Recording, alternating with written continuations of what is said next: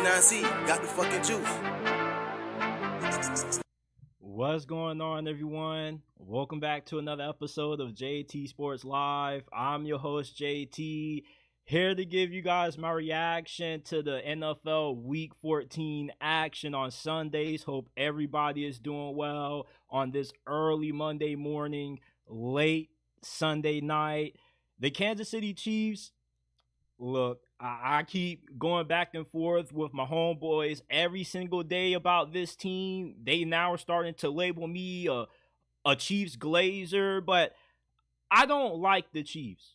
Okay, as a matter of fact, I don't really care too much for this team, but I'm somebody that is a realist. And I would be lying to you if I felt like they weren't going to be able to three-peat, because after how they just won tonight against the Los Angeles Chargers with that double doink for the game-winning field goal, I just think at this point, the Chiefs are just trying to give us some damn good television. They just want to give us a reason to tune in so we can keep watching these games. Even though we know they're going to win, they just want us to watch just for the thrill of them possibly losing. Because before that field goal, I felt like Andy Reid told his kicker, hey, man, like, You feel me? Bounce that thing up on the left upright. Let's give the people a show, because that's just what the Chiefs are doing at this point. They are playing with their food, and they want you to think that they can be beat in the postseason, so you can bet against them. They may be colluding with Vegas. Kansas City may just be playing in these close games just so people can count them out come playoff time, like how they did last year, and they can help Vegas recoup all the money that they lost this year in all their sports, because I don't see nobody stopping the Chiefs. On this episode, we're going to discuss if there is anybody that has a chance to beat the Chiefs. Who is it? Is it the Detroit Lions? Is it the Philadelphia Eagles? Can the Buffalo Bills finally do it for a change come playoff time when it matters the most? Justin Herbert, for as good as how this man has been, in spite of 3 head coaching changes in his first 5 years in the league, he just gets shown so much disrespect. And the Justin Herbert hate, I've had enough of it. We just got to call it what it is. It's stupid. It's retarded. If you can watch Justin Herbert play with these randos at wide receiver and your only conclusion is he's overrated, do yourself a favor. Please go see your local eye doctor, because you need your eyes checked. You need to go get some glasses, because Justin Herbert is probably the most underrated quarterback in the league right now. Do you know that he has a 14-1 touchdown interception ratio? He has only thrown 1 interception throughout the entirety of this season. We only got about, 3-4 games left? Come on, what does Justin Herbert have to prove to you for you to finally accept that he's an elite quarterback? I don't know. I don't know. And the Chicago Bears, I watched them play the 49ers today. And ideally, I don't really care too much at this part of the season to watch teams that aren't really playing for anything but pride and respect. But I wanted to see how the Bears were going to look after firing Matt Eberflus, because I was listening to their interim head coach Thomas Brown's press conference over the week.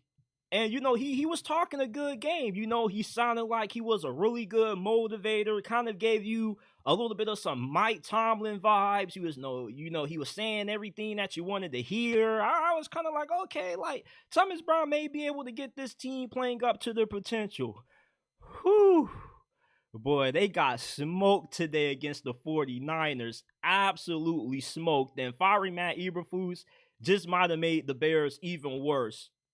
The Pittsburgh Steelers, they are 10-3 on the season now, and they got a date with the Philadelphia Eagles coming up next week. And I don't think enough of you guys understand how good this team is. I've been really reluctant to hop on the Super Bowl bandwagon for the black and gold this year, but the more I watch this team play, the more I'm convinced that they may have a shot.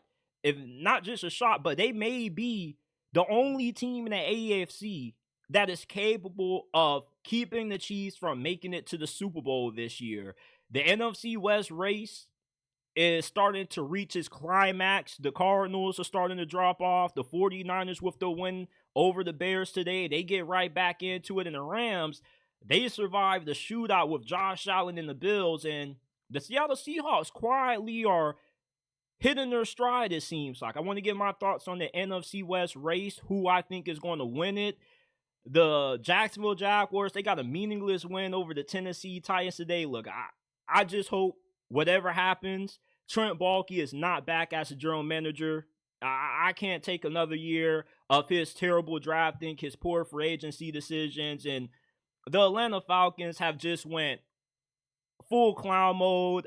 They've lost 4 straight in a row. Kirk Cousins has 8 interceptions and 0 touchdowns amid their 4-game losing streak, and they still refuse to bench him in favor of the quarterback that they drafted 8th overall. It's just a complete clown show going on down in the A. I feel so bad for Falcons fans. Before we dive into it, shout out to everybody that's tuned in. Shout out to my guy Hooker Boots. He says good night football. Shout out to Pro 16K. He says if the Broncos make the playoffs and somehow play KC again, I think the Broncos can beat them. And we got to see. It depends on how well Bo Nix can look in that playoff game. You know, it's really hard to imagine a rookie quarterback being able to beat Kansas City on the road in Arrowhead, especially once you get in the playoff time. But I'm not counting out. The Chiefs definitely look beatable. They do look vulnerable, but can anybody really take advantage? Because right now it just looks like they're toying around with everybody. For all we know, they could be, just trying to play these games close for entertainment value. Then they start blowing out everybody come playoff time. Before we dive into it, smash that like button, subscribe to the channel, hit that bell icon if you're new so you don't miss when we go live and drop new content. You can find this episode on Apple, Spotify, Amazon, wherever you get your podcast from. The JT Sports Podcast is available. The links are down in the description down below. And let's dive into it.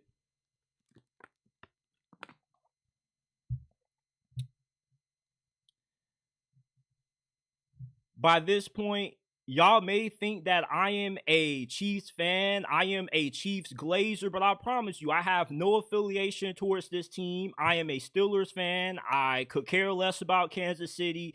I'm just somebody that is a realist. I call it how I see it. And after how they just beat the Los Angeles Chargers tonight on Sunday Night Football, 19-17, they get a double doink game winner field goal to win their 9th straight AFC West title. I don't see anybody stopping this team this year. At least in the AFC, you might as well just go ahead and cement the Kansas City Chiefs spot in the upcoming Super Bowl, because I don't think this team is beatable. For all we know, the Chiefs could just be making these games close just because they're bored, just because they need to have a reason for people to tune in to watch them. Because when you watch Kansas City, you probably already know that they're going to win. You just watch them because you are rooting for them not to win.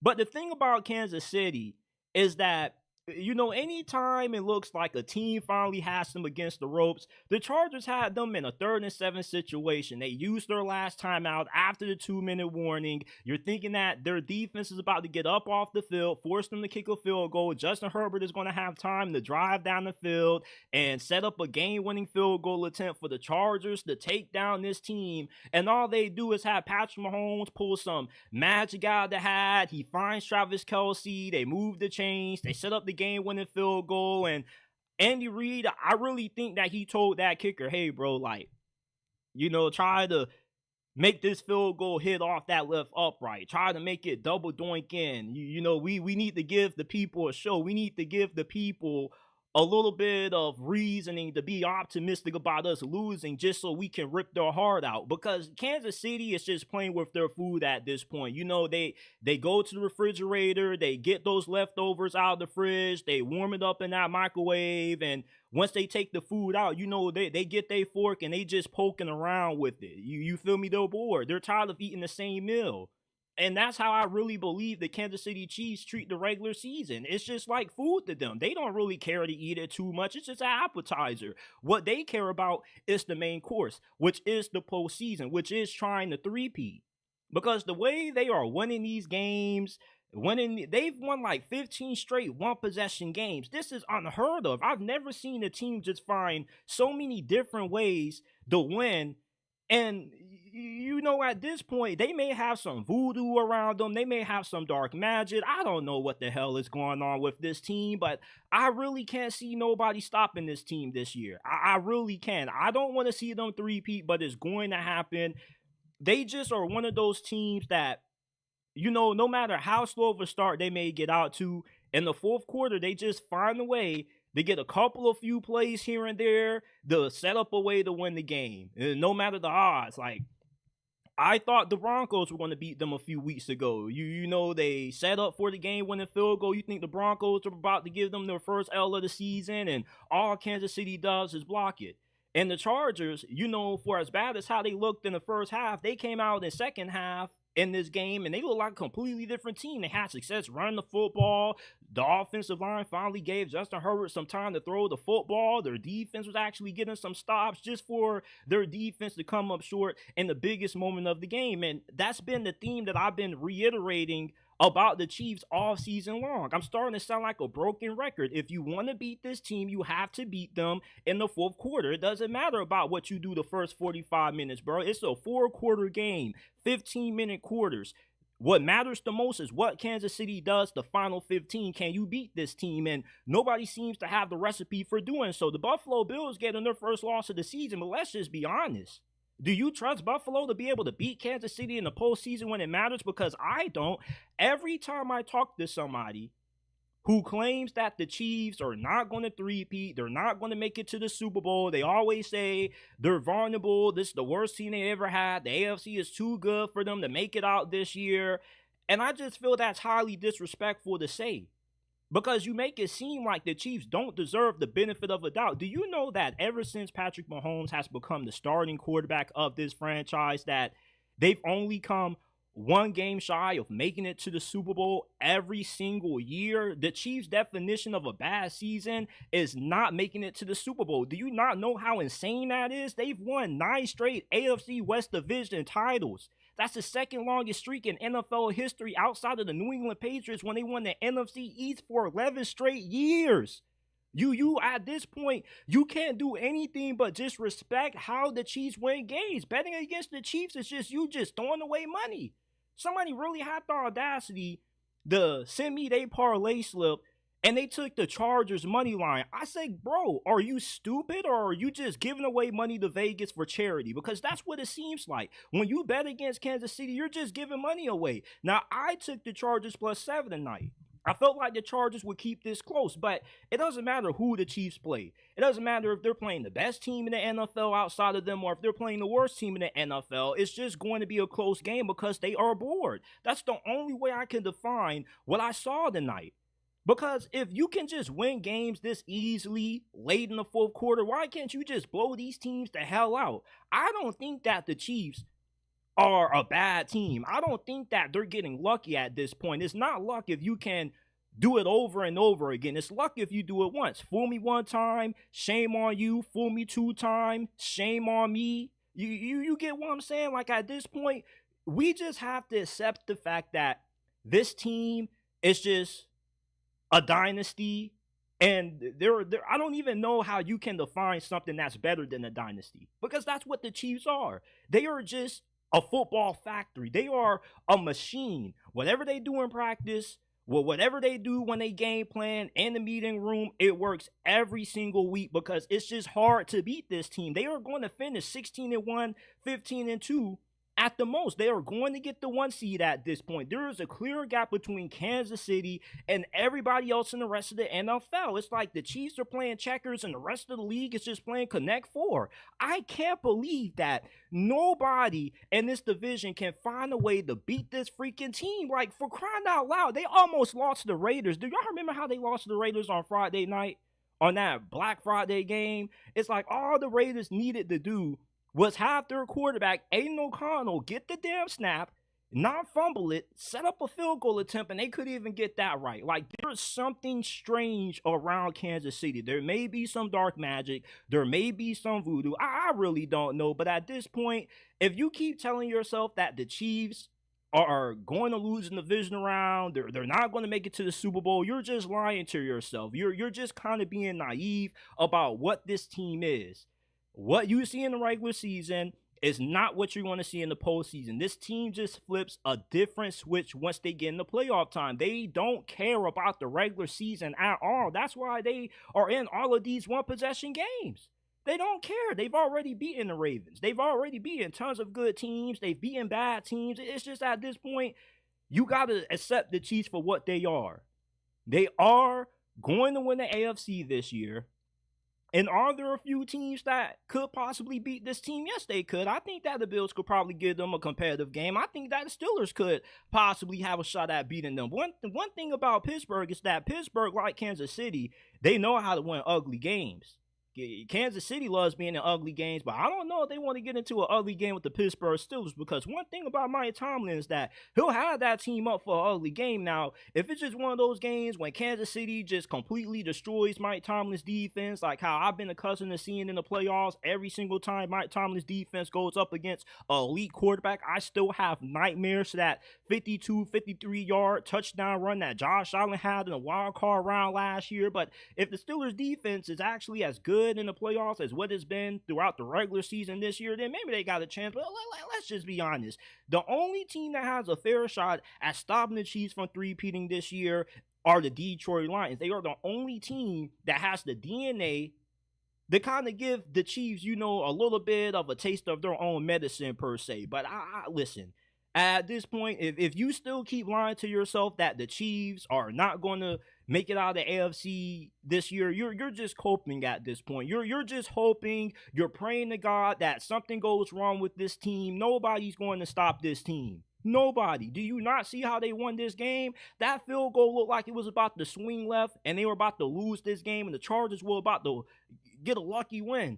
All for it to bounce off the upright and go on in. You feel me? The Chiefs are just trying to give us a show at this point. And listen, I enjoy good football. I enjoy good television. It's a lot of great drama when you watch Kansas City play every single week, because every time you think they are about to lose, they find a way to win. You can't do nothing but respect it at this point. You just can't. Now, there is one team that I think the Kansas City Chiefs should be very afraid of when it comes to them potentially three-peating this year. If there's any team that Kansas City would not want to face in the Super Bowl, it would be the Detroit Lions. Because let me tell you something about the Detroit Lions.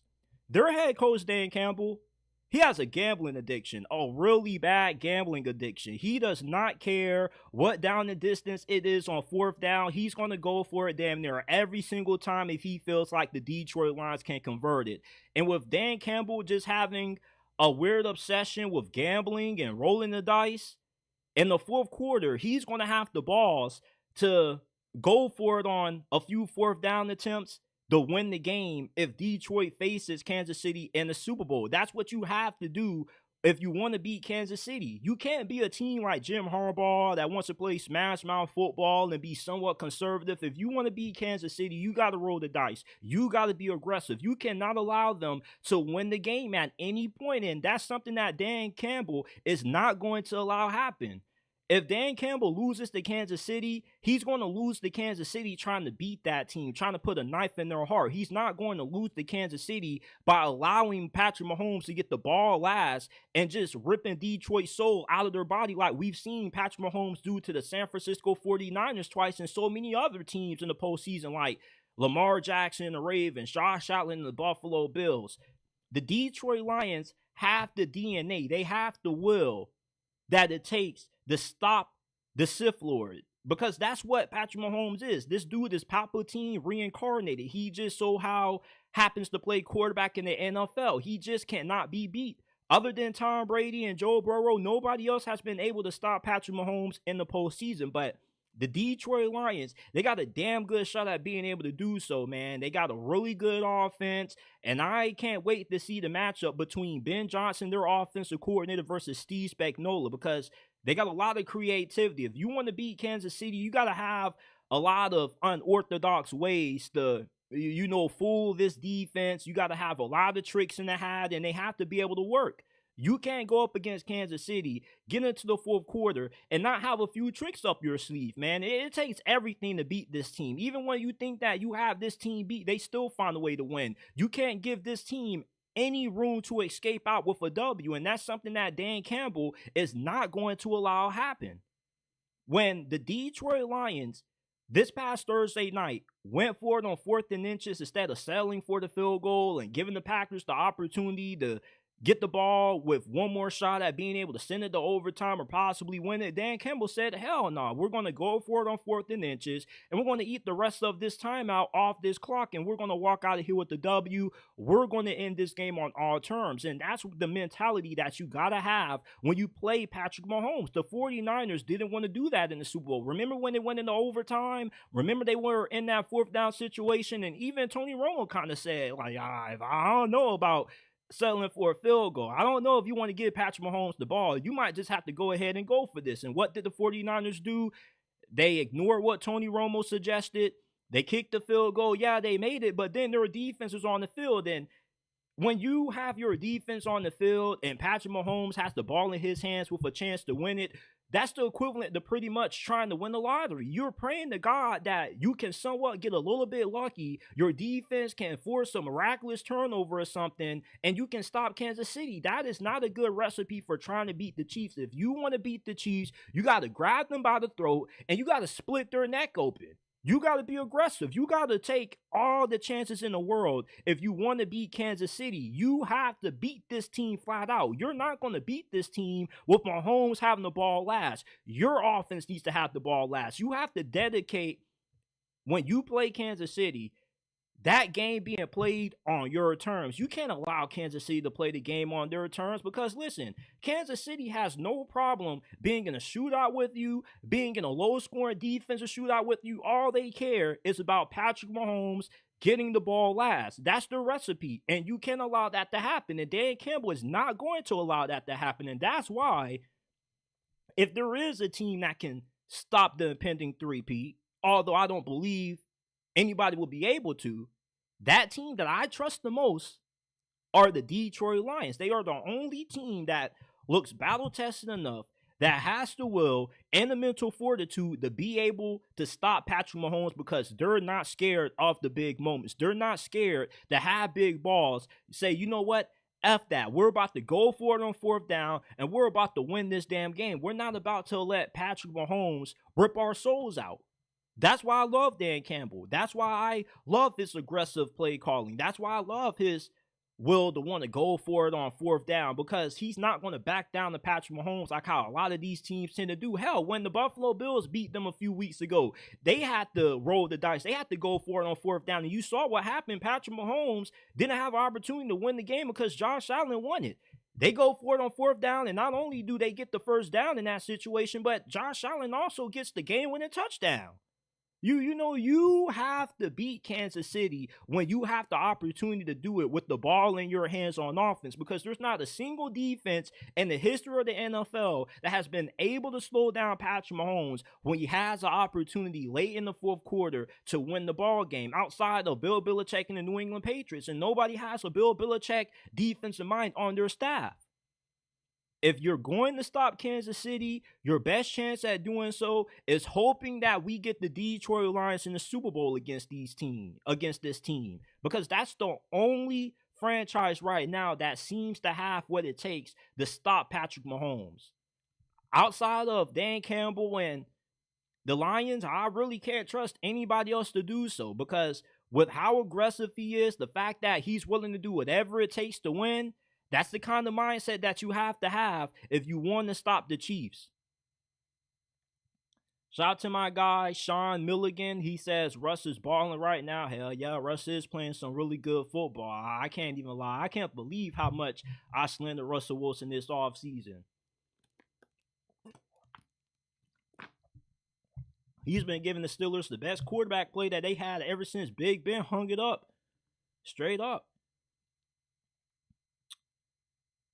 Now listen, I'm getting sick and tired of every time I log in to Instagram, X, Twitter, always seeing some Justin Herbert slander. At this point, if you can watch Justin Herbert play with his third head coach in 5 seasons, these randoms at wide receiver, and the first thing that pops up into your mind is, oh, this dude is overrated, it's a sign that you need to go to your local eye doctor and you need to get your eyes checked, because you just might need some prescription glasses. Because I don't know what any of you guys are watching when you see Justin Herbert play that makes you go, this guy is overrated, but you're just flat out blind and wrong. Justin Herbert, to me, is the most underrated and overhated quarterback in the National Football League, because he has a 14-1 touchdown interception ratio. That is the best touchdown interception ratio in the National Football League, and we got less than a month left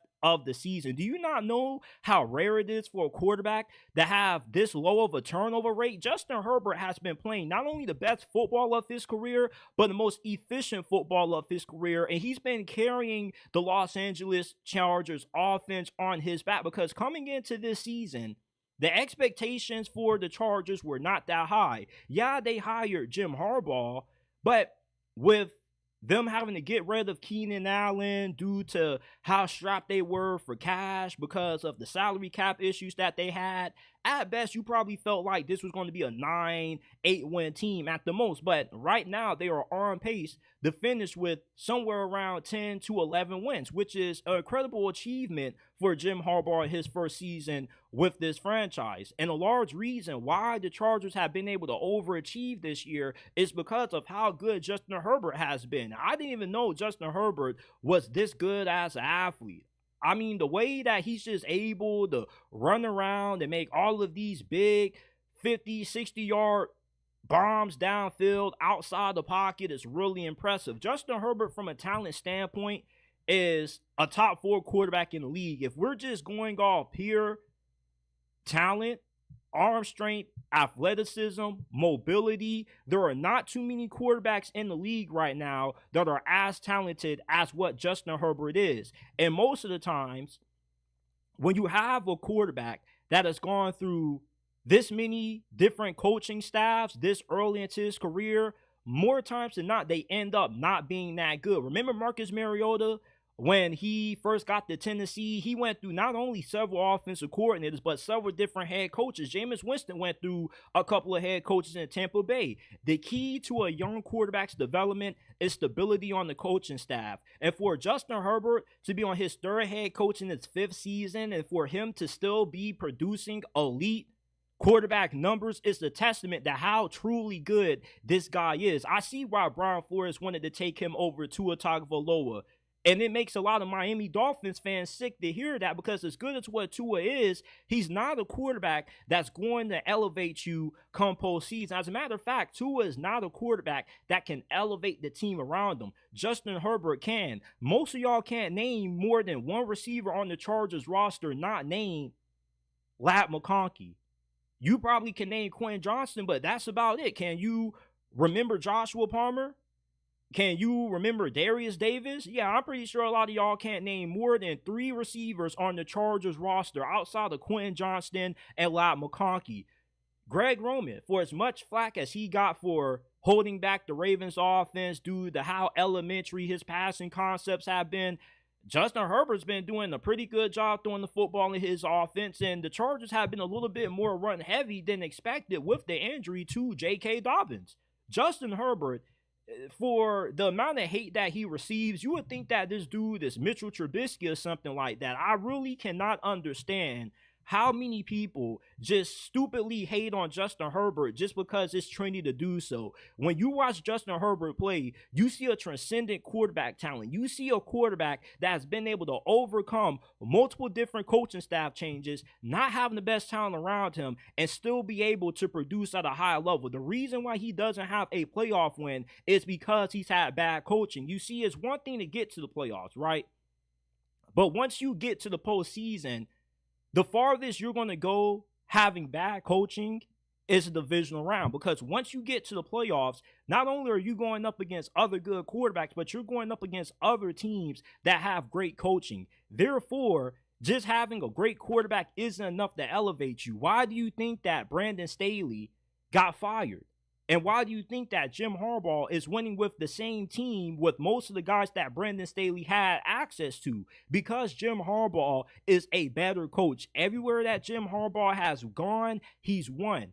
When he talks about Justin Herbert, he's not just saying it just to gas up his quarterback. He truly realizes how special of a talent he has. Justin Herbert is the main reason why he took this job. That's why he didn't want to go to the Raiders. He didn't want to go to Chicago despite having the possibility of drafting Caleb Williams. He wanted to go to a team that already had an established quarterback, because when you have the quarterback situation settled, it makes everything easier for you in terms of building a winning football team. It is hard to come across an elite quarterback in today's NFL. There are only about 4 or 5 elite quarterbacks, and Justin Herbert is in that conversation. So it really frustrates me how every time I go on social media, I steady hear this convo about how overrated Justin Herbert is because he doesn't have a playoff win. One player cannot win you a playoff game. There were a bunch of other factors that goes into winning in the postseason. The most important one is having an elite coach. Jim Harbaugh is an elite coach.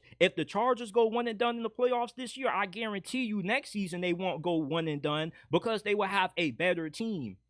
The reasoning for why the Chargers have been as good as what they've been and why they are in prime position to make it to the playoffs this year is because how good Justin Herbert has been. He has carried this team. The defense has been really good, but offensively, if you take Justin Herbert off this squad, this would be one of the worst offenses in the NFL. Justin Herbert is the jelly to the jam for the LA Chargers. He is the heart and soul of this team. We have to stop ignoring how generational of a talent Justin Herbert is. We really do. Herbert is a special talent. And it's just really weird how you just keep seeing these folks try to make it seem like he's overrated or something like that. No, the hype is definitely justified when you watch Justin Herbert play. He may not be the toughest quarterback in the NFL like how Jim Harbaugh says, but he is a tough son of a gun. I mean, the hits that he was taking tonight against the Kansas City Chiefs on Sunday Night Football that I was watching him take, like when he had that bad hit by Nick Bolton that damn near messed up his leg, I thought that he was done for the game. I thought that he was not coming back. I saw Taylor Heinicke warming up, and I was like, oh, God. It's over for the Chargers. Justin Herbert's injured. There's no chance in hell they're going to win another game this year. But he came back. You could tell that he was obviously impacted by that hit. He was limping around out there, but he was still making plays. Came back in the second half, and he was throwing darts. Got the Chargers right back into the ball game. Gave them the lead. It's just that Patrick Mahomes and the Chiefs, they just are a different animal. But I believe that Jim Harbaugh is going to build the Chargers up into a good enough squad to be able to stop Kansas City's reign of terror over this division. They've won 9 straight AFC West titles. You want to know why? Because the coaching in this division has been weak.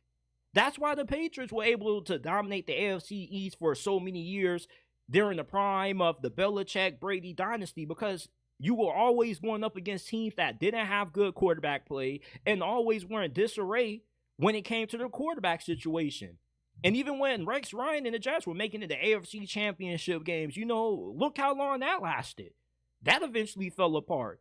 Justin Herbert and Jim Harbaugh together are going to be the key to stopping the Chiefs dynasty.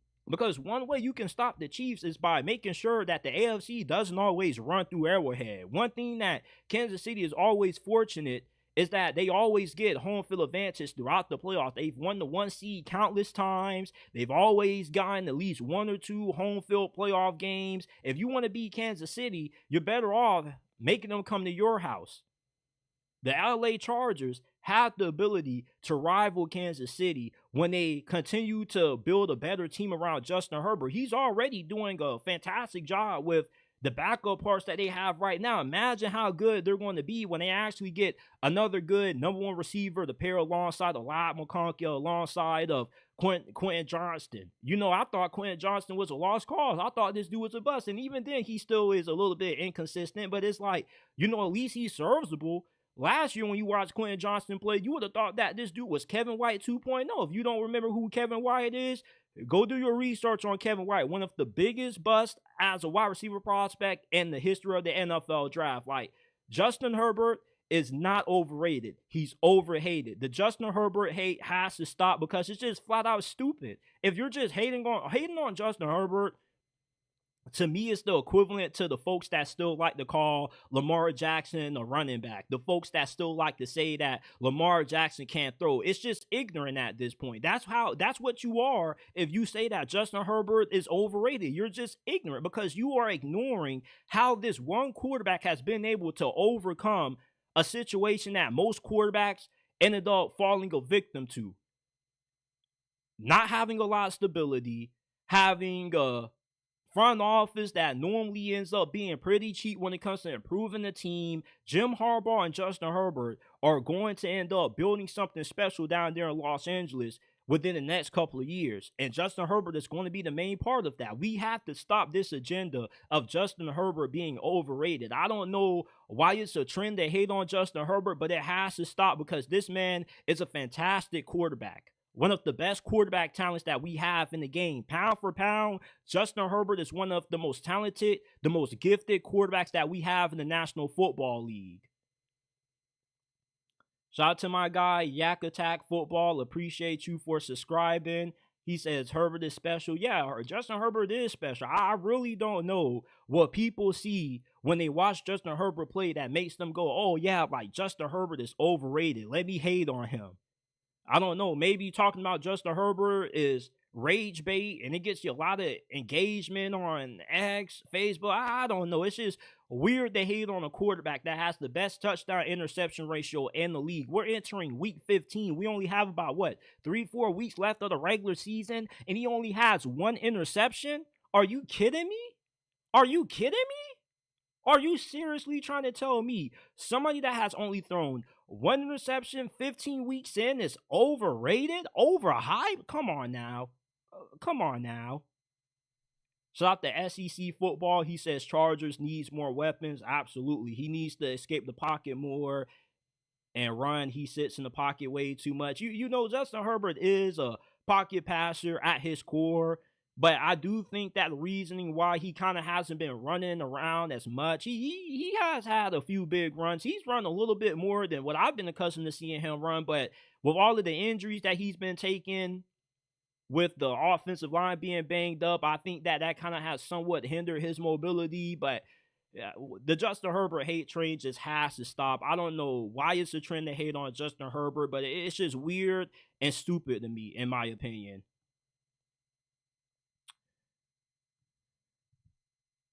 So I watched the Chicago Bears play their first game after firing Matt Eberflus, and I was expecting for this to look like a way better team because with how well-spoken Thomas Brown sounded in all of his press conferences leading up to this game, he kind of gave you Mike Tomlin vibes. You know, it was a head coach that was well-spoken, somebody that, you know, you believed everything that he said.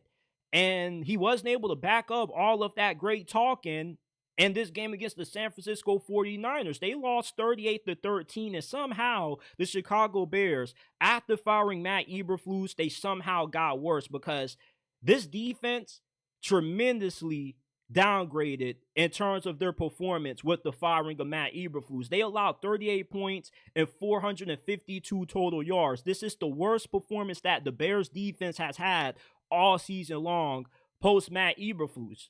You had guys that were out of position. They were blowing coverages. You can say what you want to about Matt Eberflus being a poor game manager. But one thing about it is that this Chicago Bears defense has been a top 10 unit for the majority of this season. And for them to just let a banked up 49ers squad just drive up and down the field against them at will, which is really embarrassing. And I had a homie that sent me one of his parlays, and this fool actually took the Chicago Bears. I was like, bro, are you serious right now? Are you really betting on an interim head coach to beat Kyle Shanahan? Kyle Shanahan definitely is having a down season, but no matter how bad of a season Kyle Shanahan may be having, no matter how many injuries the 49ers have, there was no way in hell he was about to lose to an interim head coach. I mean, Thomas Brown just had circles coached around him in this game. I turned the game off at the start of the fourth quarter when it was 31-6. I don't know how many of y'all watched this game all the way through, but I was just, you know, casually watching it with the sound off here and there, and it was just a really awful game. The offense sucked. Like, the reasoning for why people were excited about Thomas Brown being promoted to the interim head coach is how well the offense has looked ever since they fired Shane Waldron and he became the play caller primarily. But it just seems like he's just in over his head. And he was on the Panthers squad last year, and there were Panthers fans saying, hey, good luck with him. You feel me? It's like Thomas Brown is a likable guy, very well spoken. He talks a good game, but when the games actually get played, he cannot back it up. You know, if you would have listened to Thomas Brown's press conferences all week long leading up to this game and the game got canceled, you would have thought that he was going to be like a great value brand version of Mike Tomlin. You know, he was talking about how they were having player meetings, trying to sort out the issues. Listen, I don't know what they were discussing during those meetings. Maybe they were sorting out issues about maybe the ice cream machine being broken or whatnot, but I didn't see anything improve with this team. If anything, they were better off just keeping Matt Eberflus versus firing him and going to Thomas Brown, because at least Matt Eberflus, yeah, he was losing a lot of close games with a lot of bad coaching, but the game was even close today. It was just a flat-out shit show out there that we were watching out of the Chicago Bears offense. The offense even looked bad. Caleb Williams had a pretty good game, even though he had his first turnover in the first couple of weeks. But it's like with the Chicago Bears, you're just hoping that the season just ends like right now, because you're eliminated from playoff contention. You are not going to make it to the playoffs. At this point, you're just hoping for Caleb Williams to continue to develop, to continue to ascend. So hopefully when Ben Johnson takes this job next year, with the pieces that you already have in place, you can hit the ground running and you can make somewhat of a deep playoff run, because the Chicago Bears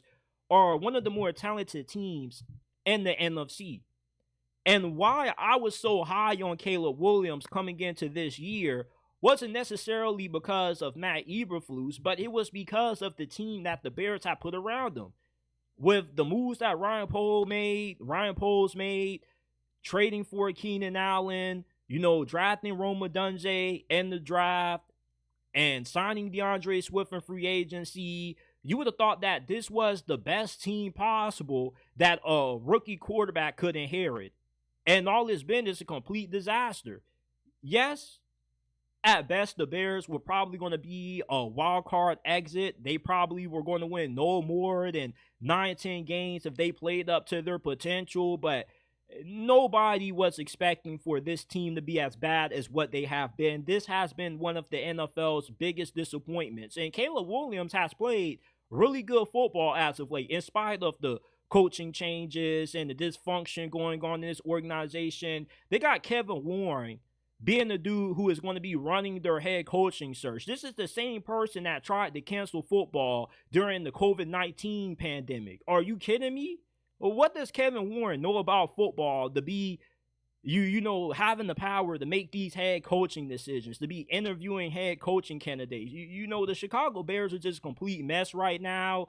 And I was really surprised to see the 49ers just having their third string running back, by the way. They had some dude named Isaac Guerendo out of Louisville just destroying them on the ground game, and he even got injured. And they had another running back who was going to town on this defense. I've never seen the Bears defense look as bad as what they did in this game after firing Matt Eberflus. Firing Matt Eberflus made the Chicago Bears even worse than what they were.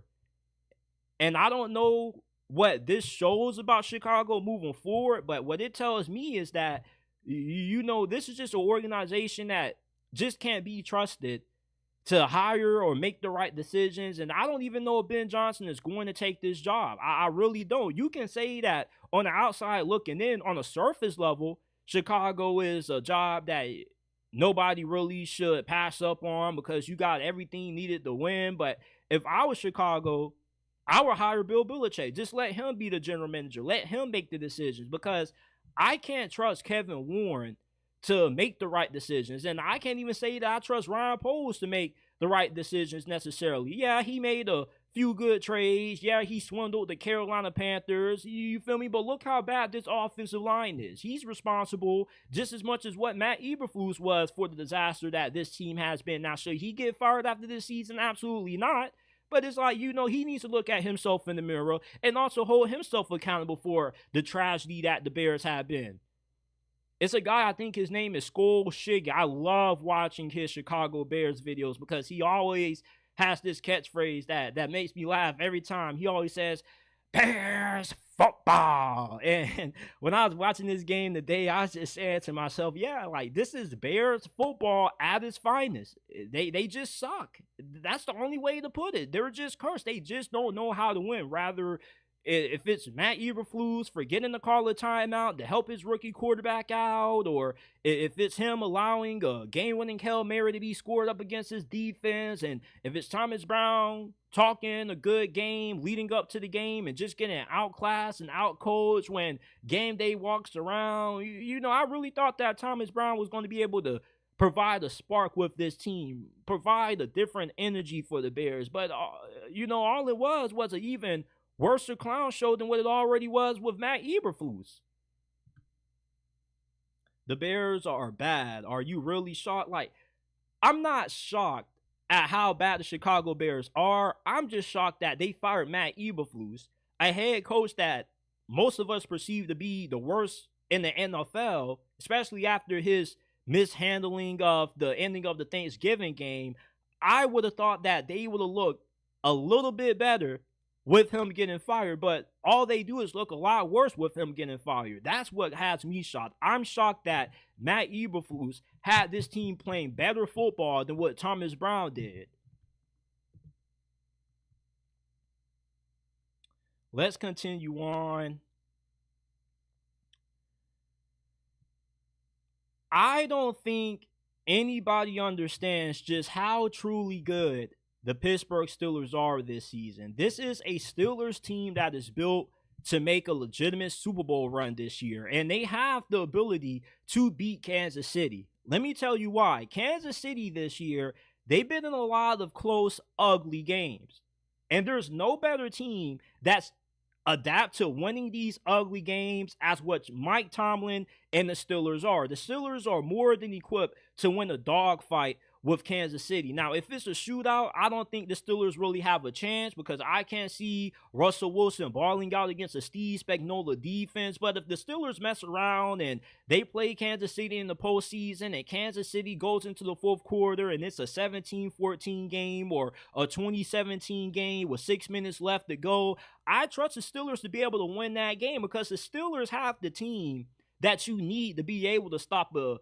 quarterback as good as what Patrick Mahomes is. They always said that the key to stopping Tom Brady was that you had to get pressure on him. And to stop Patrick Mahomes, you got to get pressure on him. You got to have edge rushers and you got to have pass rushers on the interior that can keep him from escaping outside the pocket and extending plays and pulling off the Houdini magic that we've been so accustomed to seeing him pull off over these last couple of years. You got TJ Watt, who once again, like always, is the finalist for Defensive Player of the Year. Cam Hayward is having a career resurgence. Remember when before Cam Hayward got that contract extension, there was some chatter around him being washed up. He was being old. Well, Cam Hayward seems to be aging like fine wine. He only gets better the older he gets. This is one of the finest seasons that Cam Hayward has had. He's been stout against the run. He's also been really good getting after the quarterback. You got Alex Highsmith, who is a good Robin to TJ Watt, but you got a ton of depth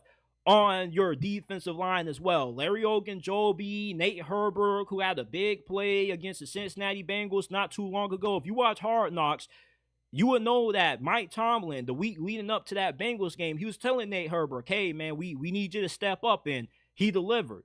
You got Russell Wilson, who is cooking right now. I, once again, apologize for all of the shit that I talked about Russell Wilson during the offseason. I'm going to be honest. I was full of it during the offseason. I thought that Russell Wilson was washed up. I thought that he was no good. And I thought that the Steelers were going to be getting the same quarterback play out of Russell Wilson that they were getting out of Kenny Pickett, Mason Rudolph, and whoever they were throwing out there at QB. But Russ has been the best quarterback that the Steelers have had since Big Ben retired. And it is so refreshing to see a competent quarterback underneath center. When Mike Tomlin made the decision to go from Justin Fields to Russ, I was one of the people that was saying this was a stupid decision. It wasn't going to work out. It was going to backfire in Mike Tomlin's face. But hey, that's why Mike Tomlin is heavily compensated. And that's why I'm doing what I'm doing now, just talking behind the microphone, giving my opinion because I obviously don't know as much about ball as what I think I do compared to a guy like Mike Tomlin, because this is one of his best coaching jobs in recent memory.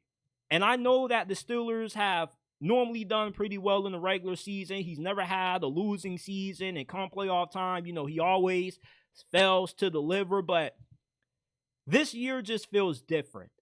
It really does.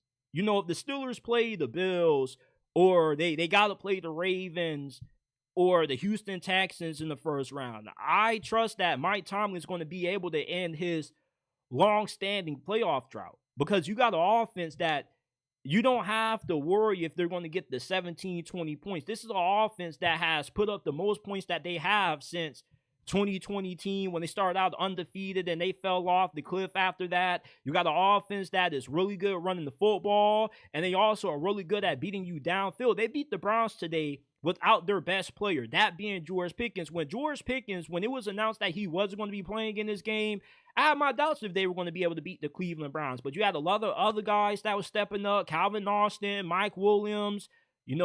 Arthur Smith has been a really great hire as the Steelers offensive coordinator. There's no wonder why teams are trying to, kind of do their diligence about giving him the second go around as a head coach. Because if you can fix the Steelers offense, you mean to tell me that you don't deserve another shot to be a head coach? And Arthur Smith was not a bad head coach with the Falcons. I thought that he was average. He was mid. What held him back is he was committed to Desmond Ridder when he should have been committed to trying to get the best quarterback that he could have got. And then look what the Falcons are doing right now. They started out 6-3 and they just fell off the cliff. So it looks like Raheem Morris is no better than what Arthur Smith was. Arthur Smith is absolutely in his bag when it comes to the play calling this year. Yeah, in the red zone, they have their fair share of struggles or whatnot, and there are certain games when you look at Arthur Smith, you're like, oh, okay, Arthur, like, what are you doing now? But Arthur Smith has been a really fantastic hire. And if the NFL ends up, having an Assistant Coach of the Year award, it has to go to Arthur Smith, because he has done God's work with what has been consistently one of the NFL's worst three offenses in the NFL over the last 3-4 years. Like, Arthur Smith took a bottom 3 offense and turned it into a top 15 unit. This is a efficient offense.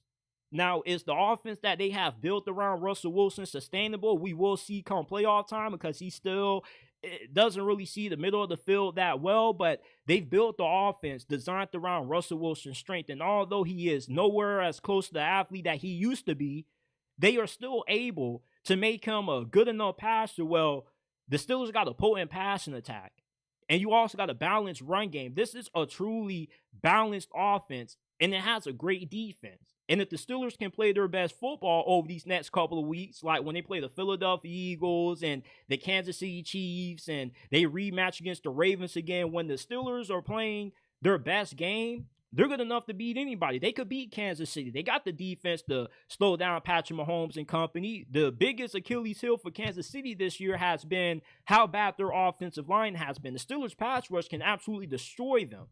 And offensively, the Steelers can at least score enough points to win you a game. And you got a reliable field goal kicker. You're also really good in special teams. The Steelers this year, why I'm so confident they could make a Super Bowl run, is because they are one of the most complete teams in football this year. They are good on offense. They're good on defense. They dominate on special teams. They are good in all 3 phases of the game. The Steelers have a complete football team. Do they have the most talented team in the NFL? No, but they play true to who they are. They have identity. We're going to run the football. Then when you want to stock the box to stop it, we're going to keep you, at bay by killing you over the top with Russell Wilson's moonballs. And defensively, it's a struggle to get the 20 points against us unless you have a quarterback like a Joe Burrow or whatnot. But if the Steelers do get into a shootout, you feel confident that you can go point to point with them. There were years when if the Steelers gave up more than 20 points, it was a guarantee that they were going to lose. It used to be rare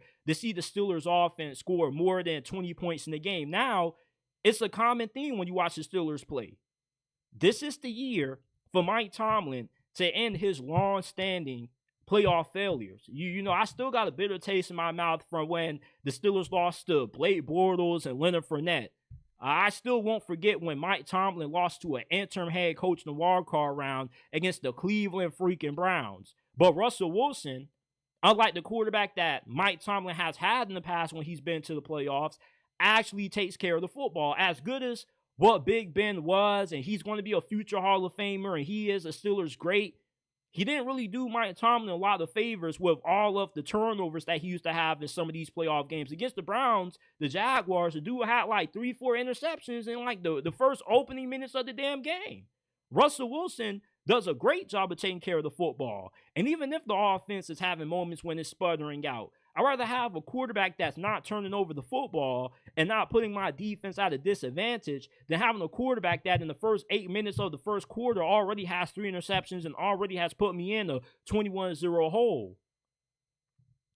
I think that the Steelers, out of any team in the AFC, they have the best shot at keeping the Chiefs from making it to the Super Bowl this year. Better than the Buffalo Bills, because Mike Tomlin, with his style of coaching, has the perfect mentality to win an ugly game against Kansas City. Kansas City, they may think they like winning ugly, but if you get into an ugly game with the Steelers, I think they greatly will regret it.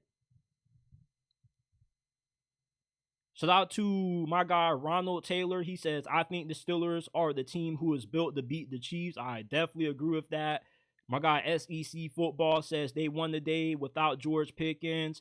Yeah, man, I was really impressed with how well they played against the Cleveland Browns. We got a few more things that I want to hit on before we get up on out of here. Smash that like button, subscribe to the channel if you haven't already. Hit that bell icon so you don't miss when we drop new content and when we go live. Remember, we are not just a YouTube channel. We are a podcast. You can find us on Apple, Spotify, Amazon, wherever you get your podcast from. Check out the JT Sports Podcast. Give us a 5-star review. Giving us a 5-star review is the equivalent to donating $1,000 to the channel. It helps us out a lot. We're trying to grow the podcast. We're trying to get to 100 5-star reviews before the end of this year on Apple. We're at 75. So please, if you listen to podcasts, give us a 5-star review. You know, Christmas is just around the corner. The only thing I want from you guys on Christmas is for y'all to give the JT Sports Podcast a 5-star review. So if you listen to Apple Podcasts, Spotify, go ahead, give us a 5-star review. All you got to do is go to whichever podcasting service you like to use, type in JT Sports, and it will pop up. Or if you don't want to use that, just go to the links down in the description, and there will be the Apple and Spotify formats of the podcast available. Just click the link, scroll down, give us a 5-star review. We greatly would appreciate it.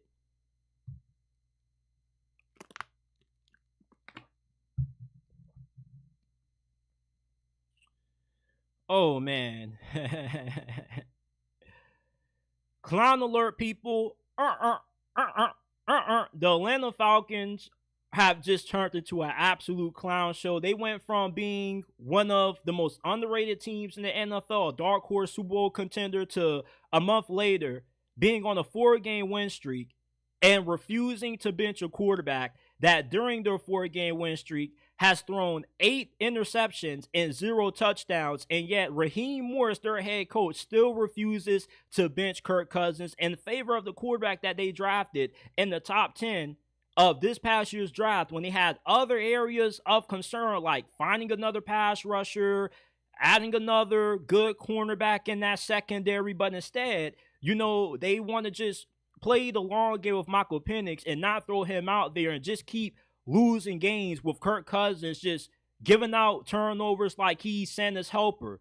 It's one thing to have a rookie quarterback making mistakes, but it's unacceptable to have a veteran quarterback that you gave this massive contract to in free agency to have 8 turnovers in your 4-game win streak. That's just a flat-out benchable offense. And I don't see how anybody can defend Raheem Morris' decision to continue to roll with Kirk Cousins. Kirk Cousins is costing the Falcons football team. Is it a team game? Yes. Is Kirk Cousins the sole reason why the Falcons are losing these games? No, but he's 95% of the reason why the Falcons are losing. Against the Chargers, he flat out lost that game. He had 4 interceptions. A couple of them came in the red zone. Really costly.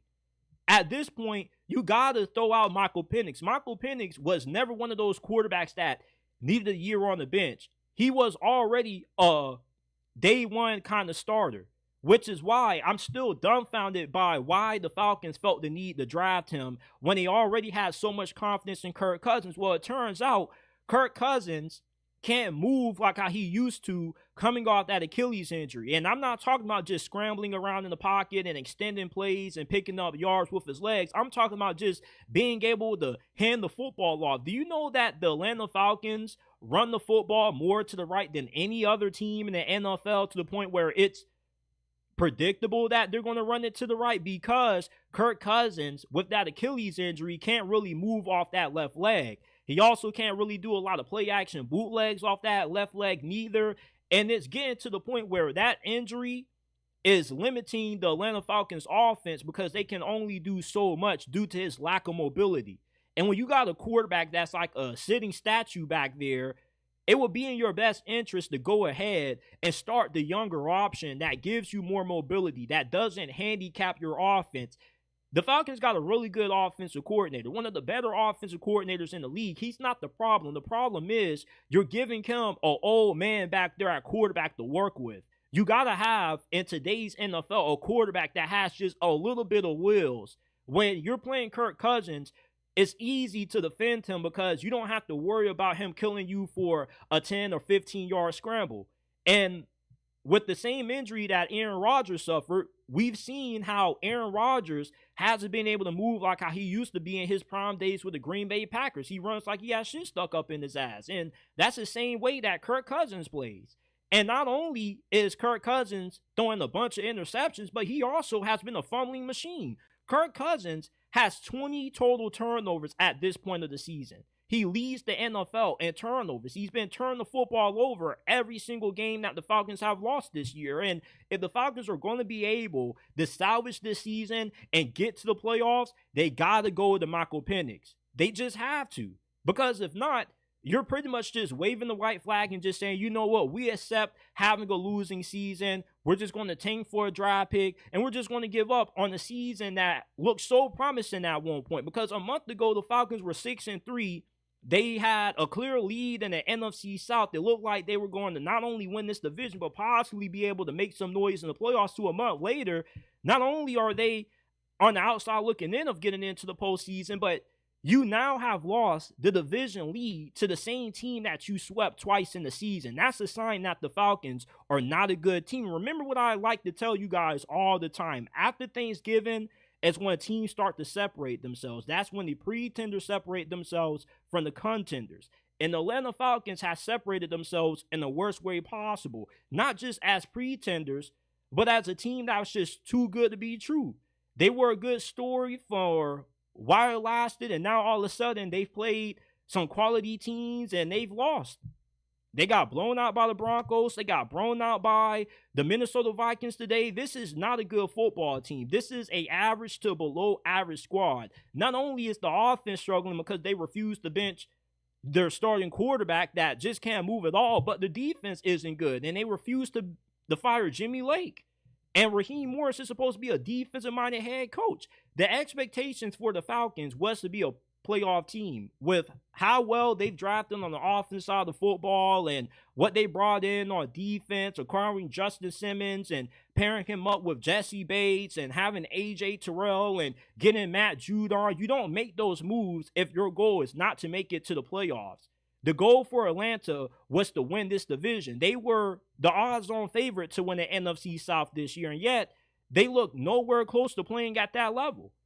This has been a catastrophic fall-off that we have seen over the last 4 games from the Atlanta Falcons, mainly due to Kirk Cousins just not being a starting caliber quarterback anymore. He went from being a top 15 quarterback when he was balling out against the Philadelphia Eagles. He had that historic Thursday night game against the Buccaneers, to all of a sudden looking like one of the worst 5 quarterbacks in the league. I think that Kirk Cousins has a legit argument for being a bottom 3 quarterback right now. As insane as it may be to hear that if you're a Falcons fan, it seems like that's the truth.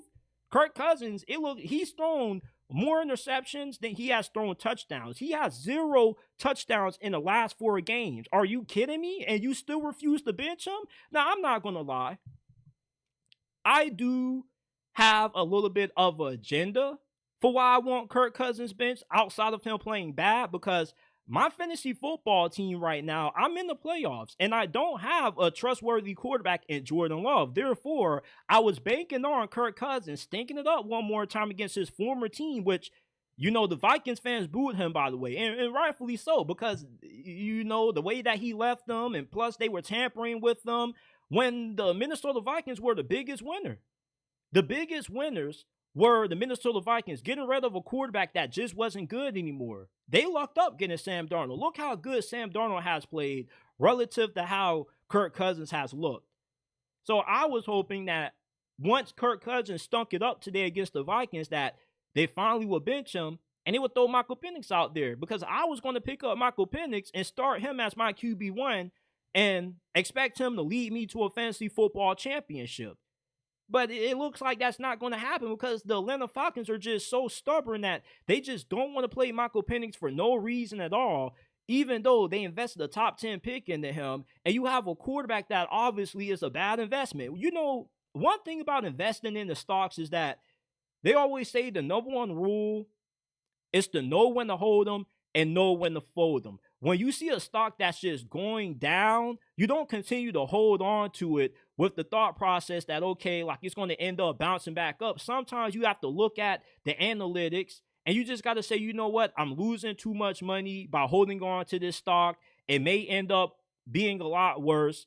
And even if it does somewhat bounce back, I'll just take the loss on that. The Falcons have to cut their losses with Kirk Cousins. You just gave a lot of money to a guy that isn't playing up to the level of that contract. And you got to look at yourself in the mirror if you're Raheem Morris and ask yourself, which matters more? Being committed to a guy that I gave all this money to, or going with the guy that's supposed to be the future in hopes that he could save our season? Because if there ever was a good test to determine if Michael Penix was a great pick, it's now. You're on a 4-game losing streak. You're 6-7, and you pretty much have to win now. You may have only one more game that you can lose if you want to get to the playoffs. This is the time to figure out just if Michael Penix has that dog in him, and I believe that he does. And I'm really frustrated that the Atlanta Falcons continue to hold Michael Penix in this cage when the Raiders could have used this dude. If Michael Penix was playing for the Raiders right now, I think that they probably would be a 6-8 win team right now. That's how good Michael Penix is. This guy, according to the draft community and a lot of scouts out there, was good enough to be a day one starter on anybody that he got drafted to. And with how much success a lot of these rookie quarterbacks at his same draft class have had, Caleb Williams, Jaden Daniels, even Drake May. Drake May is on the freaking Patriots, and he's doing pretty good. So if Drake May is balling out, Bo Nix is balling out, you mean to tell me that Michael Penix couldn't do the same thing with him having more talent and in a better situation than what those other guys are in? He has Kyle Pitts, Drake London, Darnell Mooney, Bijan Robinson, Tyler Algier, a really good offensive line, and you're just going to allow your season to go to waste because you want to be committed to old man Kirk Cousins. Kirk Cousins is a really likable guy, but eventually you have to move on from, you just have to sell your stock before you end up just losing it all. And at this point, I think it's a fireable offense if the Atlanta Falcons don't make it to the playoffs this year. Do y'all? Because this isn't one of those things where we came into this season saying, yeah, this is going to be a long-term rebuild. No, the thought process was that Raheem Morris will be able to come in here and make this team an instant winner of the weakest division in the NFL. You were 6-3 in first place in the NFC South. The Buccaneers were down and out with all the injuries they had, and yet you let them get back into it. This is a fireable offense. The fact that you want to be stubborn with sticking with a guy that has 8 interceptions and 0 touchdowns in the last 4 games, that is an insane stat line. Do you not know how insane it is to say that? You would think that I'm getting that stat wrong, but I promise you, if you look it up, over Kirk Cousins' last 4 games amid this 4-game losing streak, he has 0 touchdowns and 8 interceptions. That is an alarming stat line to have. Anybody with common sense would have been benched this fool. Yeah, that gets me to my next point. And a lot of y'all Falcons fans aren't going to like this, but hang with me. A few months ago, when the Atlanta Falcons hired Raheem Morris over Bill Belichick, I thought that it was the wrong decision. I really did. Because Raheem Morris flamed out his first go around as a head coach for the Tampa Bay Buccaneers. And although you can say that Bill Belichick might have been washed, he may not be as good as a head coach as what he was with the New England Patriots, this man is a 8-time Super Bowl champion. You know, it wasn't all his reasoning for why things end up souring in New England, because Robert Kraft was kind of having his hands in the cookie jar a little bit too much, handicapping Bill Belichick. But instead, you choose to go with Raheem Morris, a guy that hasn't proven to win anything at the NFL, over a guy that is arguably the greatest head coach in the history of football. It was always an insane decision to me, because the Falcons' biggest issues is on the defense side of football. Bill Belichick is one of the greatest defensive minds ever. Do you not see how much the Patriots' defense has declined ever since they fired Bill Belichick? Bill Belichick had a top 10 defense last year in New England with the same players.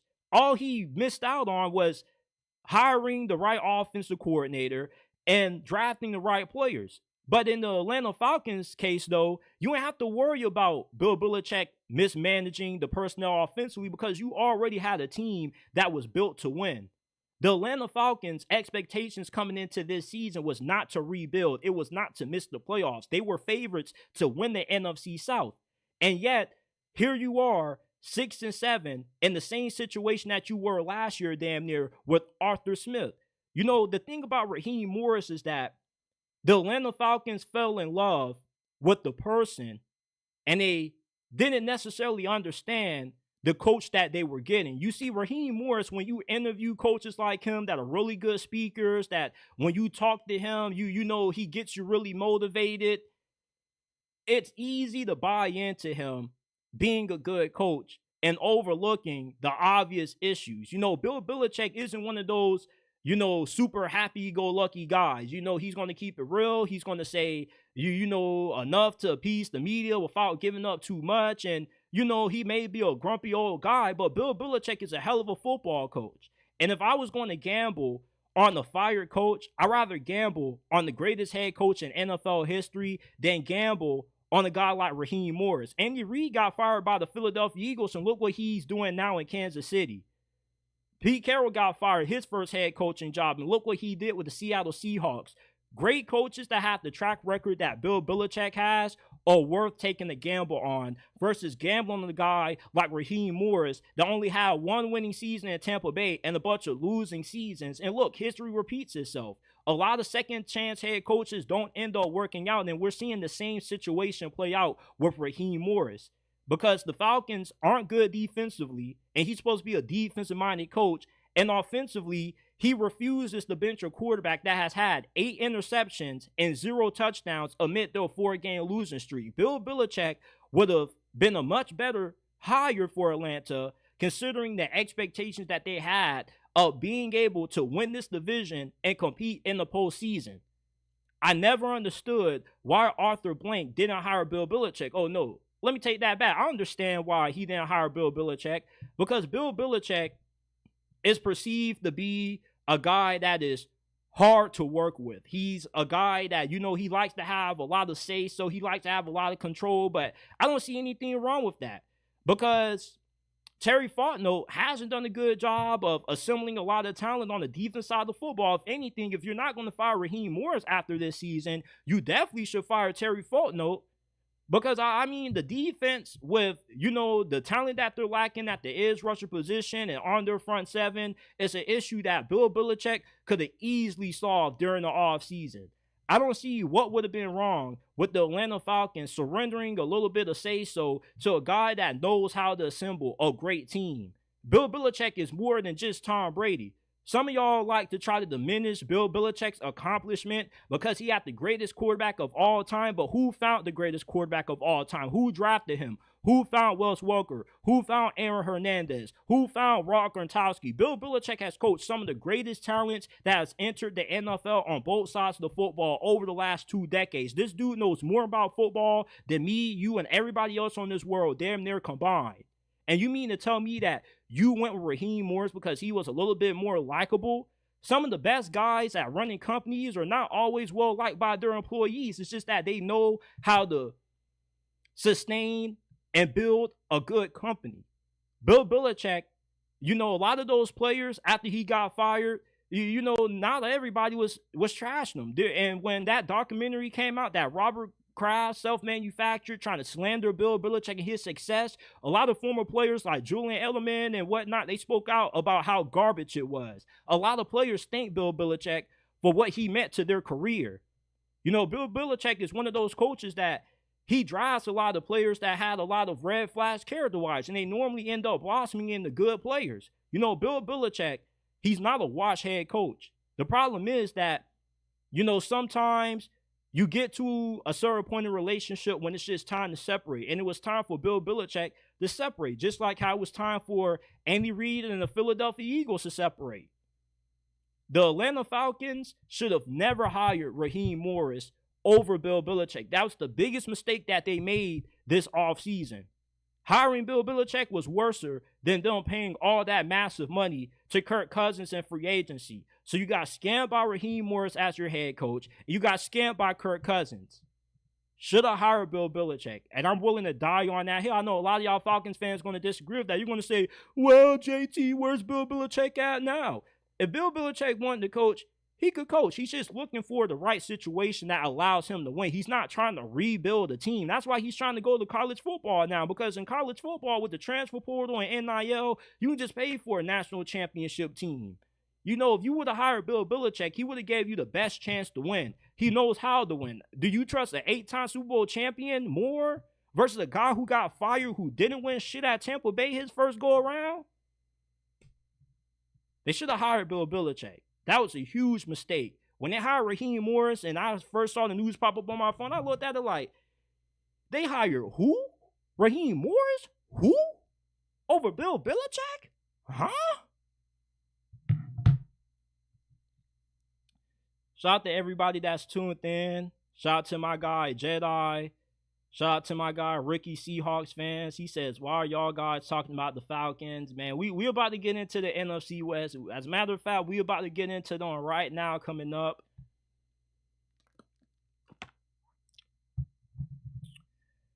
The NFC West, the race for the NFC West title is starting to heat up as we enter the final stretch of the 2024 NFL season. Right now, going into Week 15, the Seattle Seahawks are currently in first place in this division at 8-5.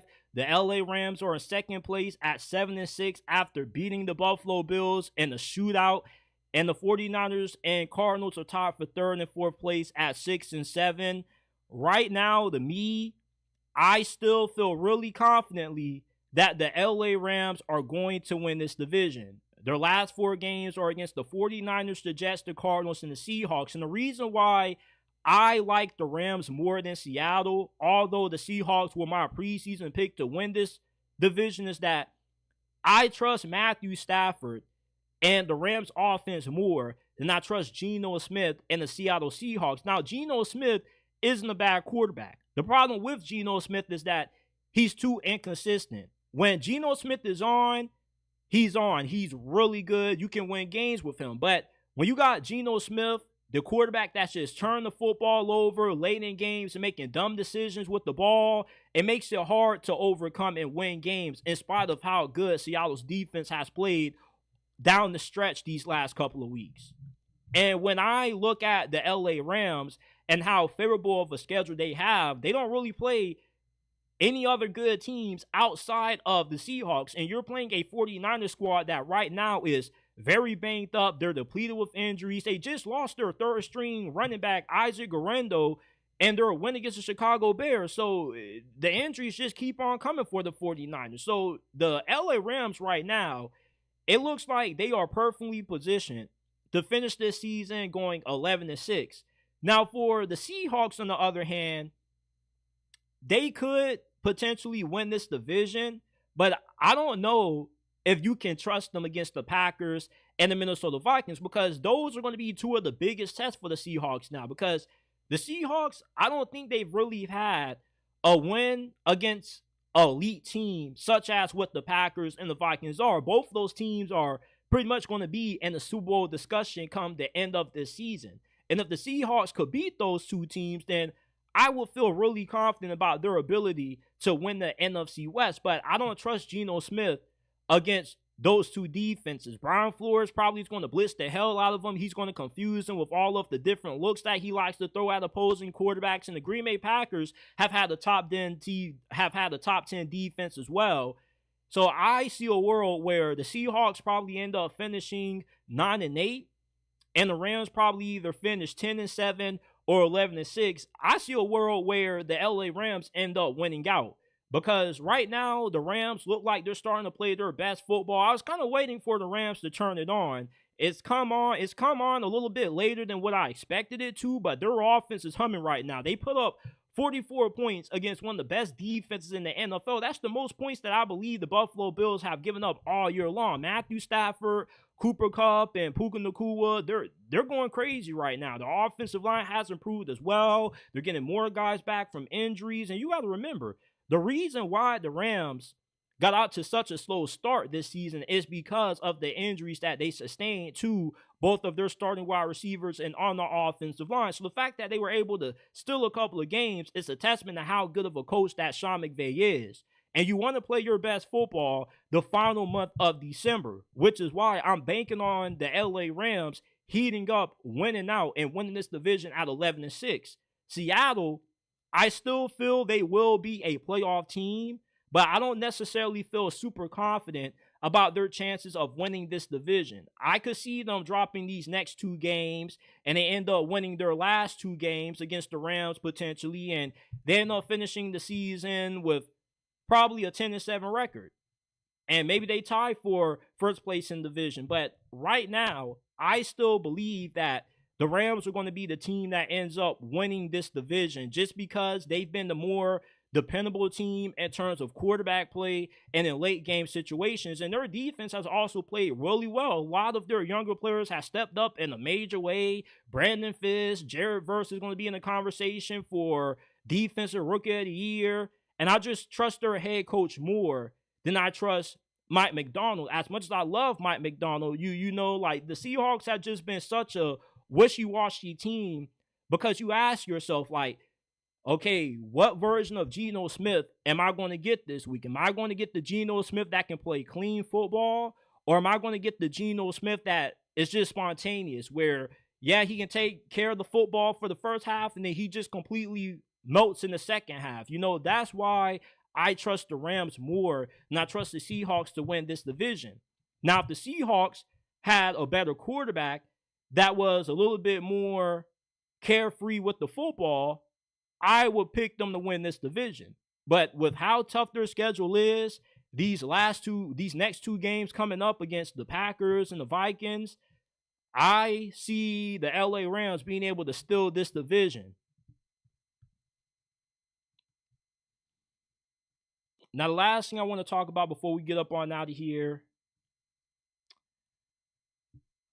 I pray to God that whatever happens once this season concludes, that the Jaguars fire everybody in this front office and on this coaching staff, and that includes general manager Trent Baalke. And I'm really concerned with them beating the Tennessee Titans, that if they win a few more games, that they're going to fire Doug Peterson, but Sean Connor's going to keep Trent Baalke around. Trent Baalke, for those of you guys who don't know who this dude is, he is the current general manager of the Jacksonville Jaguars, and he's been really bad as the GM for this team. People keep thinking that this team is only a good head coach away from being a decent football team again, when they got a lot of holes. Their offensive line isn't good. Their defensive line isn't really that good neither. Trent Baalke, not only has he made a lot of questionable free agency signings, but his drafting has been god-awful. Outside of his first draft class in 2021, when he drafted T-Law, Travis Etienne, Tyson Campbell, and Andre Sisco, the rest of his draft classes have been whiffs. I will never forget when he drafted Trayvon Walker with the first overall pick over Aiden Hutchinson. I remember talking to all my Jaguar buddies, and they were trying to convince me that it was a good pick because Trayvon Walker had more upside. He was a better athlete than Aiden Hutchinson. He was more versatile. He could play 3-tech. He could play defensive tackle. He could play defensive end. He could play inside linebacker, outside linebacker. I was like, miss me with all that shit, man. I want the player who is better right now, and that was Aiden Hutchinson. And look what Aiden Hutchinson has been when he's been healthy. He already has cemented himself as an elite pass rusher in the league. Meanwhile, you have a guy in Trayvon Walker that, yeah, he's starting to improve, but he's nowhere as good as the player as what Aiden Hutchinson is. And then in that same draft class, right after he took Trayvon Walker, he doubled back and drafted Utah linebacker Devin Lloyd, who at this point has been a massive disappointment. I don't even think he's a good player. I think he's an average to below average starting linebacker in this league. And then after those two draft classes, the rest of them have just been a lot of misses. You get Anton Harrison in the 2023 draft, and he's been okay, but still a work in progress. Britton Strange at tight end is nothing more but a good backup. And Tank Bigsby, you know, the coaching staff just has a love-hate relationship with him because one game they want to go with Travis Etienne, the next game they want to go with him. It's just weird. Parker Washington probably is the best draft pick that, you know, Trent Baalke has made from that 2023 draft class. He stepped up and has made some big plays on special teams in the return game, and he stepped up in replace of all of the injuries that they have at wide receiver. And this past year's draft, you know, outside of Brian Thomas Jr. and defensive back Jarian Jones, there's not a lot of hits in that draft class neither. So Trent Baalke has had way more whiffs than he's had hits in his last couple of draft classes. And that's why the Jaguars always have to overspend in free agency and overpay for guys. I never thought that signing Gabe Davis was a good pickup. You know, keeping Calvin Ridley was one thing because they were willing to keep Calvin Ridley, but he just wanted to chase the bag and go to Tennessee. But it's like, you could have went out and got some better replacements than getting the Gabe Davis. You know, there were other wide receivers available on the open market than what Gabe Davis was. Gabe Davis has always been a really inconsistent wide receiver. You know, the offensive line is still not good. That's why Trevor Lawrence is injured now. Why do you think Trevor Lawrence is on IR? Because the offensive line can't keep this brother upright. Trent Baalke needs to go. And I knew that when the Jaguars first hired Trent Baalke, this was going to be a bad hire because for those of you guys that don't know this, he was the dude who was responsible for Jim Harbaugh getting fired by the San Francisco 49ers because him and Jim Harbaugh had a clash when it came to the personnel decisions. And it got to a point where the 49ers ownership sided with Trent Baalke instead of Jim Harbaugh, and it was the worst decision that they've made in the history of their franchise because ever since then, until Kyle Shanahan came around, they were unable to find a head coach that could deliver the amount of success that Jim Harbaugh did because of Trent Baalke and him not getting along. Trent Baalke needs to get fired. Like,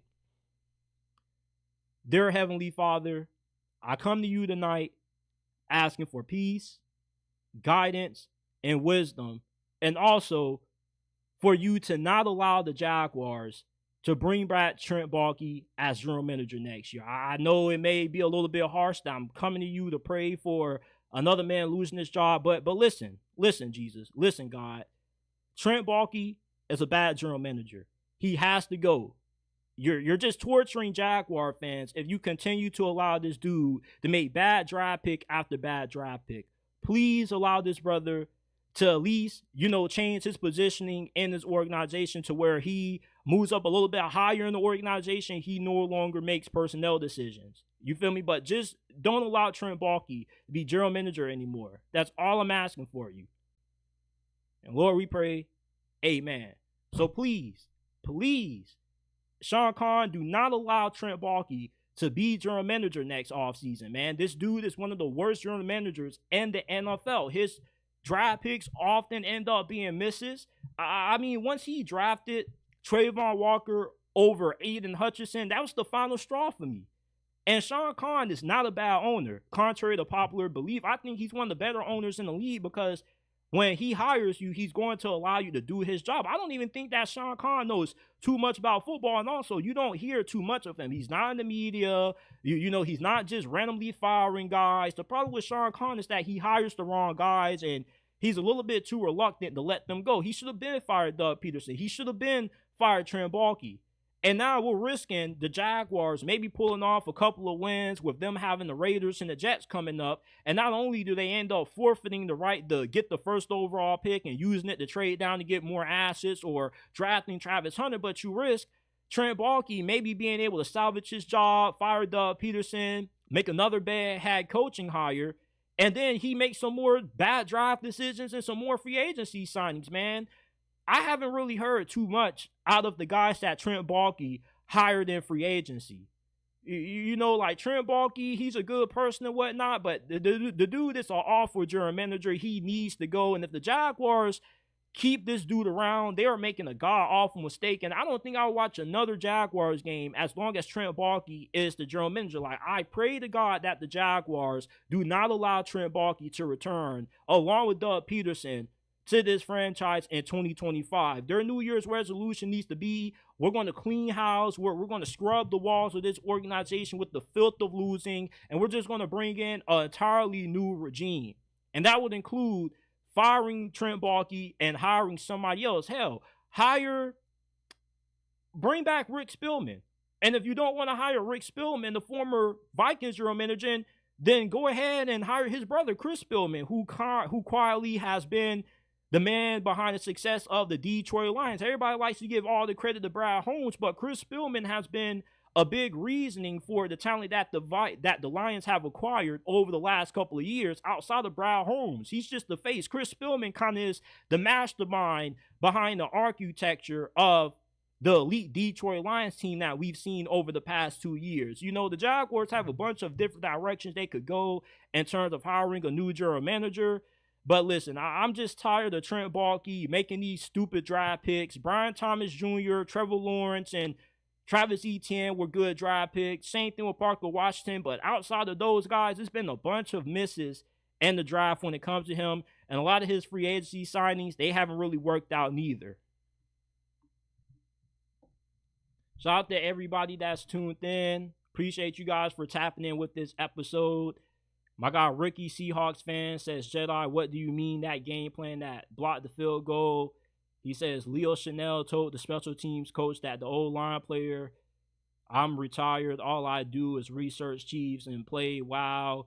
It's crazy how Doug Peterson teams get worse year after year. Yeah, like, my grandpa earlier asked me, like, what's wrong with the Jaguars? Like, what's wrong with Doug Peterson? He was supposed to be a good coach. And I told him, like, the problem with Doug Peterson is that he's one of those coaches that when you first hire him, he'll build you up, but you just peak too early with Doug Peterson. Once you reach that plateau with Doug Peterson, you just slowly regress and you get worse and worse every single season, because going into last season, there was a lot of Super Bowl hype around the Jaguars. There was talk that maybe they could be a dark horse Super Bowl contender, and they finished 9-8, which was respectable. Trevor Lawrence was banged up down the stretch, but you were not expecting the Jaguars to be as bad as what they've been.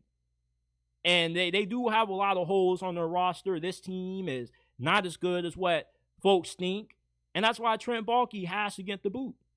But I appreciate you guys for tuning in to this episode of JT Sports Live. Before we get up on out of here, smash that like button, subscribe to the channel, hit that bell icon if you're new, so you don't miss when we drop new content and when we go live. You can find us wherever you get your podcast from. Apple, Spotify, Amazon. If you enjoyed this episode, we would greatly appreciate it if you give us a 5-star review. The links are down in the description down below. I appreciate you guys for tuning in.